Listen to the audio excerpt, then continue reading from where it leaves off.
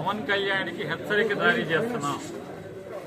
నీ ఉడత ఊపుళ్ళకి నీ చెంచాగాళ్ళని పంపించినంత మాత్రాన పేరుని నాని గాని వైఎస్ఆర్ కాంగ్రెస్ పార్టీ గాని నీ ఉడత ఊపుళ్ళకి ఊగేది లేదు, గడిచేది లేదు.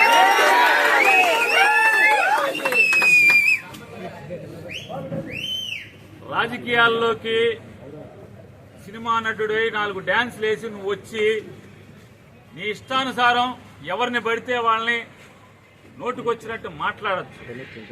నోరుకి అదుపు లేకుండా ఏది పడితే అది మాట్లాడచ్చు. ఒక సిద్ధాంతం ఉండదు. నిన్నేమో కులం లేదంటావు, నిన్న మతం లేదంటావు, ఇవాళేమో మతాల్ని రెచ్చగొడతావు.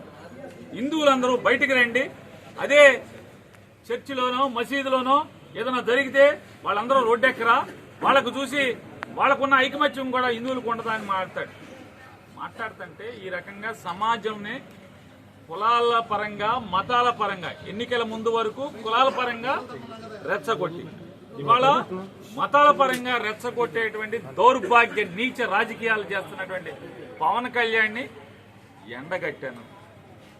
అయ్యా, గతంలో నువ్వేనా బ్యాప్టిజం తీసుకున్నావు, గతంలో నువ్వేనా బ్యాప్టిజం తీసుకున్నా అని చెప్పావు, నువ్వే కదా ఆయన, నువ్వేనా?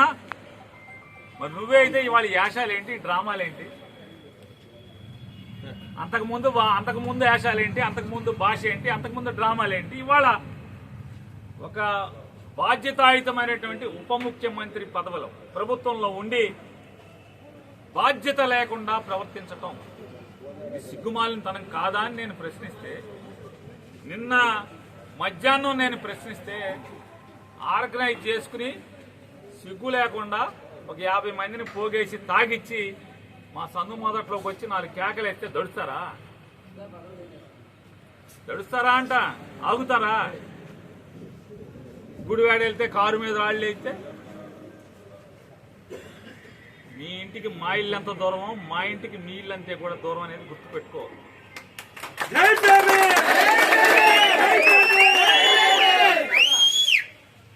రెచ్చగొట్టి ఆర్గనైజ్ చేసి తాగిచ్చి తాగుబోతుల్ని కిరాయి రౌడీల్ని మా సందు మొదట్లో కూర్చోబెట్టి 4 అరుపులు అరిస్తే నువ్వు వాళ్ళు డౌన్ నాని అంటే ఈ మా వాళ్ళందరూ కూడా 400-500 మంది, నీ దగ్గర 50 మంది ఉంటే వాళ్ళు 400-500 మంది చేరారు, డౌన్ పవన్ కళ్యాణ్ అన్నారు. సిగ్గుపోయింది నీకే కదా. మా ఇంటికి వచ్చి మాతో తిట్లు తిన్నది నువ్వే కదా. నువ్వు డౌన్ ఒకసారి అంటే మా వాళ్ళు 100 సార్లు అంటారు డౌన్ అని. అలాగే మచిలీపట్నం పోలీసులకు కూడా హెచ్చరిక చేస్తున్నాం. ఈ రకమైనటువంటి తప్పుడు ఉద్యోగం మీరు చేయటం మొదలు పెడితే ఖచ్చితంగా బందర్లో హింసా రాజకీయాలు మొదలవుతాయి. పిల్లిని కూడా గదిలో పెట్టి కొడితే తిరగబడి ఒళ్ళంతా పీకుతుంది.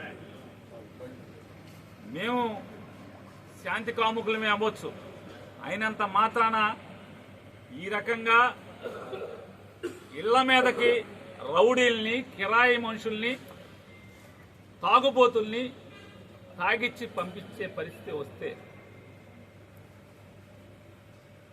నీకు 50 మందే ఉంటే మా దగ్గర 100,000 సంఖ్యలో ఉంటారు. పోలీసుకు కూడా చెప్తున్నాం, ఈ రకమైనటువంటి సంస్కృతే మీరు పెంచి పోషించి 50 మందిని తీసుకొచ్చి మీరు వెనకాలే పరిగెత్తుకొచ్చి వాళ్ళని పంపించి వెనకాలే మీరు పరిగెత్తుకొచ్చి వాళ్ళనేమి మేము కొట్టకుండా మీరు కాపాడినంత మాత్రాన్ని ఎన్నాళ్ళు జరుగుతుంది ఇది?